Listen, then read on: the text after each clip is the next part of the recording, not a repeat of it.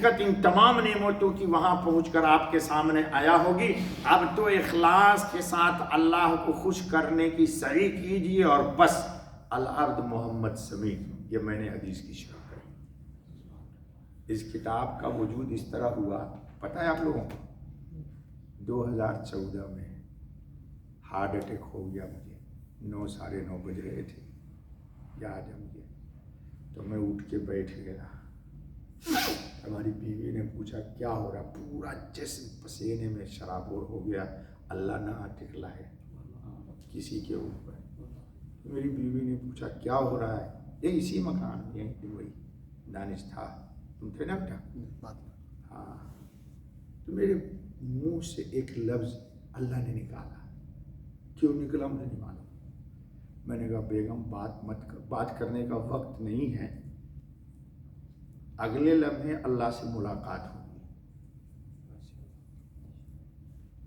میں نے لکھ دیا اس میں. کیا نکلا زبان سے؟ اگلے لمحے اللہ سے ملاقات ہوگی. نہیں، ملاقات ہونی ہے.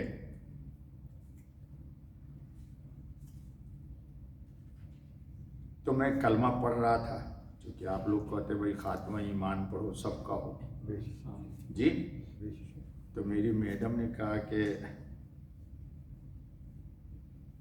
کیا کہا کہ حسبنا اللہ و نعم الوکیل پڑھیے.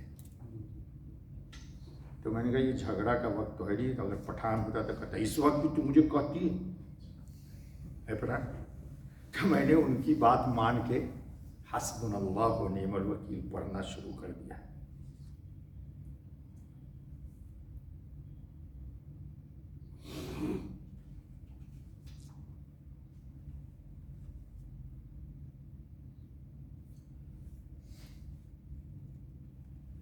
دیکھیے آ گیا.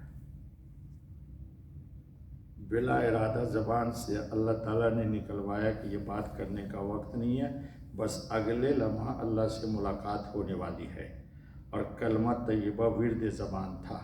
لا الہ الا اللہ محمد الرسول اللہ کی تکرار زبان پر اللہ کے فضل سے ہونے لگی. اہلیہ نے کہا حسبنا اللہ و نعم الوکیل پڑھیے. ان کی دلجوئی اور دل بستگی کے خاطر پھر حسبنا اللہ و نعم الوکیل کا ورد شروع کر دیا. اللہ تعالیٰ نے پھر شفا دی. پھر یہ میں نے سوچا کہ یا اللہ یہ بات زبان سے نکلی کیوں کہ اگلے لمحے اللہ سے. تو اس پر میں نے جب کبھی بھی قرآن پڑھتا تھا یا حدیث پڑھتا تھا تو اللہ سے ملاقات، دیدار الہی کا شوق، اس پر میں قرآن میں نشان لگاتا. میرا قرآن رکھا ہوا ہے، دیکھو دیکھ لینا اس میں. اور حدیث پڑھتا تھا تو نشان لگاتا ہے. پھر حدیث میں ملاقات کی حضور صلی اللہ علیہ وسلم نے دعا مانگی ہے. کس کی دعا مانگی ہے؟ کس سے؟ آپ نے کبھی مانگا نہ؟ ہم لوگ تو ڈرتے ہیں اللہ تعالیٰ سے ملاقات. نہیں، میڈم سے ملاقات ہونی چاہیے، ہے نا؟ سب لوگ چپ ہیں جی. بعض دوست کہتے میرا گھر بالکل روڈ پر ہے، تو سنتا ہوں نا اپنی گرل فرینڈ کو کہتے پلیز پلیز یو کم. تو پوچھتی ہے کہاں؟ تو دبئی مول. پوچھتی ہے واٹ ٹائم؟ یہ سب سنتا ہوں میں. تو کہتا ہے لڑکا 10 o'clock نائٹ. ہم کو انگریزی نہیں آتی، سن کے سیکھ گئے تھوڑا ہے بابا.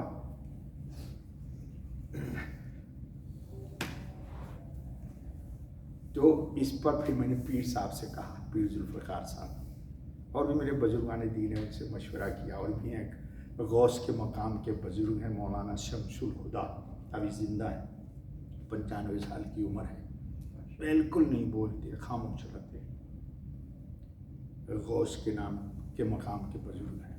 اہل کشف، اہل مشاہدہ، یا بعض لوگوں کو خواب میں بشارت ہوئی کہ غوث کے مقام کا یہ بزرگ، پہلے ایک بزرگ تھے جانتا ہوں میں ان کو، سوڈان میں تھے، غوث کے نام کے، سمندر کے کنارے رہتے تھے، دریائے وہاں ایک دریائے نیل کے کنارے اکیلے.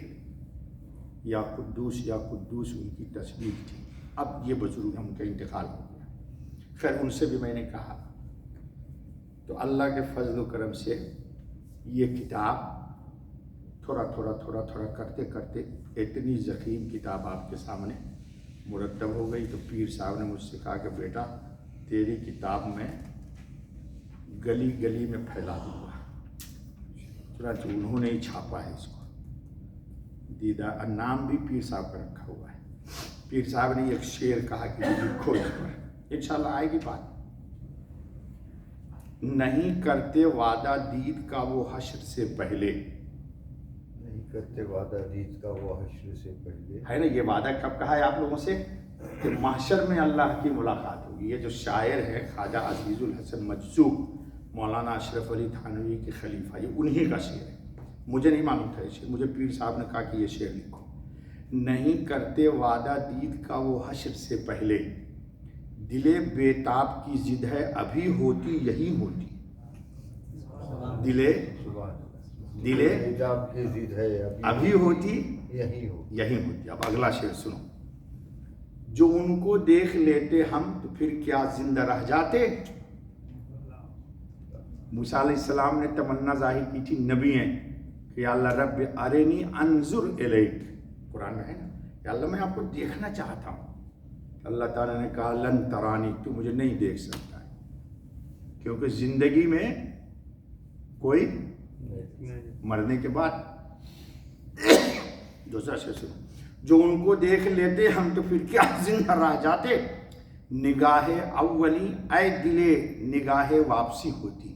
تو دیکھتے ہی بلکہ دیکھنے سے پہلے ہی ہم اس دنیا میں پہنچ جاتے جہاں دیکھا جاتا ہے۔ جی کیا پیاری بات کہی، سناؤں گا، اس میں بہت سارے شعر ہیں اللہ والوں کے محبت دیدار کے، اگر آپ لوگ اجازت دو گے تو سناؤں گا، ابھی نہیں، تھوڑا کر کے، سب ایک ہی دن سب کھلا دوں گا تو پھر رہ کیا جائے گا آپ کے لیے بریانی۔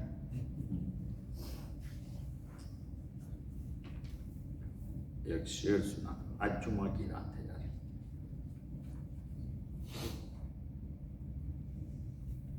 ولادت کی بھی شب ہے، جی ولادت کی بھی شب ہے، شب ولادت۔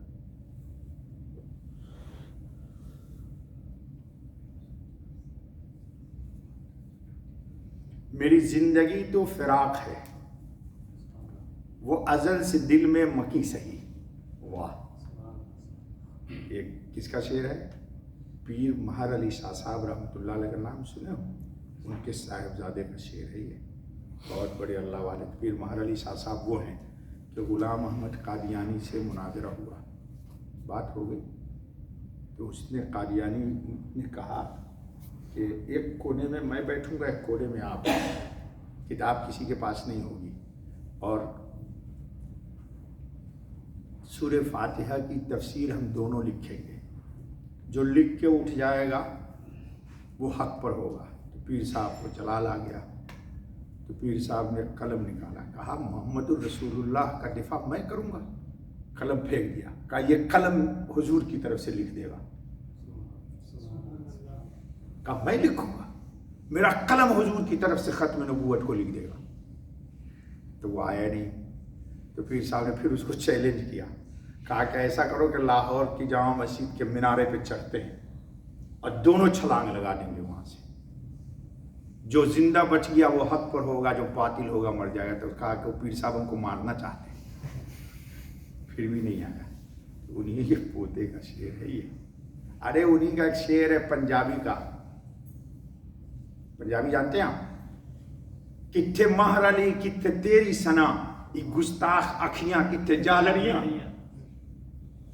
میرا زبان پنجابی نہیں ہے میری، لیکن یہ پنجابی کا شعر ہے۔ کیا کہا؟ کتھے مہر علی کتھے تیری سنا، یہ گستاخ اکھیاں کتھے جا لڑی، کہاں جا کے لڑی، ہاں کتھے جا لڑی۔ وہ چلے گئے تھے یہاں سے، تو ان کے پیر ہیں حاجی امداد اللہ مہاجر مکی، جو پیر ہیں مولانا اشرف علی تھانوی کے بھی، مولانا رشید احمد گنگوئی کے بھی، اور مولانا قاسم نانوتوی کے بھی، مولانا یعقوب نانوتوی، سب کے پیر ہیں، یہ لوگ سب آپس میں پیر بھائی لوگ ہیں۔